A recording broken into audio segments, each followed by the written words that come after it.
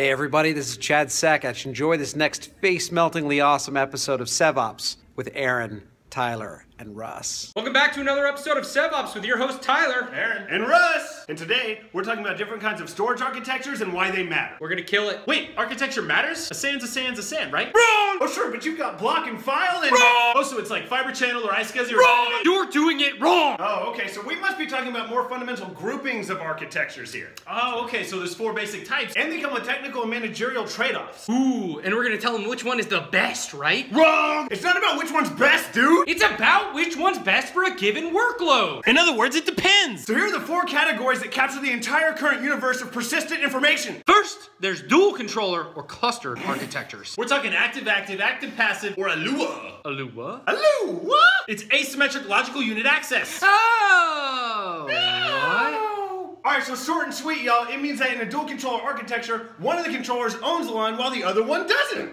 And while the controller that doesn't own the LUN may still service I/O headed to that LUN, The path is not optimized! there's no optimization of the path! There is no optimization in the path! Okay. So with dual controller architectures, you've got 2 brains for high availability. But the optimized data path for a particular LUN is limited. Wait, doesn't that mean that there's also limited overhead for failure? Yep! Dual controller architectures are limited to what can be hooked to those brains. To the brains! You gotta hook up to them! And there's so many limitations around what you can hook. Those brains, they're just computers. That's the thing you gotta know. They are just computers. We're talking x86 systems here. That means the generation of the Intel chipset and its associated architecture imposes maxims on how much front and back end connectivity, memory, and compute is available in any single controller. You get 2, and that's all. No more. The road is closed! What happens if you lose one? Everything fails over to the other one. Wait. What does that mean if you're hammering the controllers? Boom, boom, boom, boom, boom, boom, hammers. What, like 90% utilization? Yeah, exactly. Yeah, don't do that. Seriously, don't. You get to use about half of all that horsepower. Or in a failure scenario, you're looking at degraded performance. That's bad. Yeah, nobody likes that. Nobody. But my business is really important. What if I need more? Oh, we got more. Tightly coupled scale-out architecture, baby. Woo! It's an architecture that is most easily defined by a large multi-controller pool of shared memory. And it's made of multiple HA pairs of controllers. Which all share the globally accessible memory. Remote direct memory access, baby. Hashtag RDMA. That enables very highly available systems with predictably low latency performance. But wait, how? Because the shared memory enables the controllers always servicing I/O through optimized paths. Don't listen to him. That sounds awesome. Why do anything else? Well, money, for one. Tightly coupled scale-out systems ain't cheap, bruh. There's a ton of code that goes into making those systems so rock-solid predictable. RDMA means you need some really high bandwidth, low latency interconnects between all those controller pairs. What, like InfiniBand? Sure, or something more proprietary. Proprietary? Money!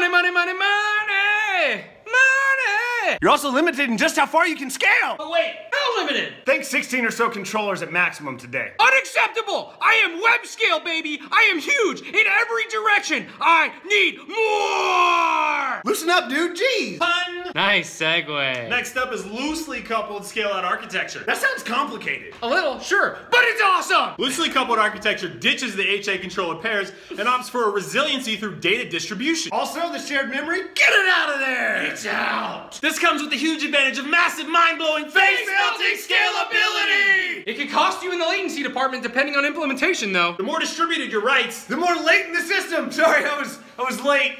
Yeah, I was trying to catch up and queuing in milliseconds. But the more distributed or parallel the read, the more performant they become! It's all about them trade-offs! In some loosely coupled systems, you can tweak how distributed the writes are. Tweak it! And directly see the impact that it has on latency and performance! Whoa. In other systems, performance is more deterministic. And data copies are distributed at a more granular level. Super granular. This can mean low latency writes and high parallelism for reads at massive scale! It also means that inline data services are localized and can potentially be detrimental to performance. So awesome! Man, I love choice! Options? What are we choosing between? What happened? Where am I? Very good. You give me so much at one time. Yes, I do. I may have bigger for him. Bigger? My.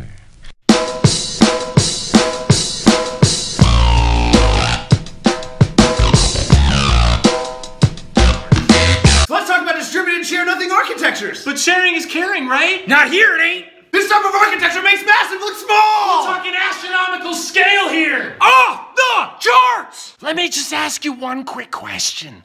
Who needs that? Web scale, baby. Think AWS S3. Yeah, That stands for Amazon Web Services. Pandora, Simple Box, storage services Dropbox, you didn't know. Simplicity, iCloud, You know, more like Snapchat, YouTube after DevOps Netflix, exploded on the scene. Oh yeah. Massive, sprawling, disparate data sets with lazy eventual consistency like this guy. It's like fashionably late architecture. Wait, what does that even mean? Data gets chunked. It gets stored on a node. And then periodically copies are distributed. So, one of the superpowers of this architecture is scale, right? Like exabyte? Yup. Zettabyte? Uh-huh. Yottabyte? Yes, dude. Wookibyte? Pew pew pew. Just stop. In the words of the great Chad, these architectures shrug off petabyte scale like others react to terabytes. Oh, Canada, a home and native land. What an awesome dude. Yeah, he really nailed that. We should use more of his content. Maybe Chad should use more of our content. Yeah, Chad, you should really blog about this stuff. Like maybe in January of 2014 on virtualgeek.typepad.com. So here's the deal. It's relatively rare in the enterprise. But we literally use it every day. Honestly, there's no more cost-effective way to store massive amounts of globally distributed data that needs to be accessed, even if rarely. It's all just a bunch of servers connected with Ethernet and brought together intelligently using software. Software's eating the world, son. Eating it! So you're telling me that enterprises don't just store things on a thumb drive like me? Seriously, dude.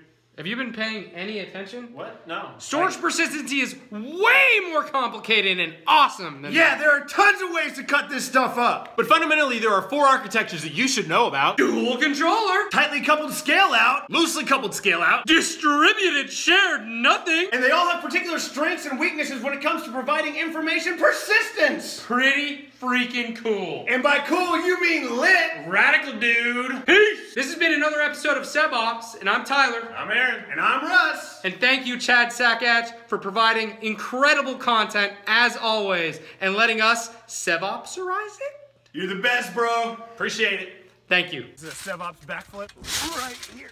Oh, I might be too Powered close. by V6. All right, here we go. It's like a rap battle. Okay. What? Makes no sense. Wow, I got that hair thing going on again. This is for Chad. Okay. Okay? Think Chad. Okay, got it. Gross, dude. Stop! Wait, how? Hold on. Wait till I stop laughing.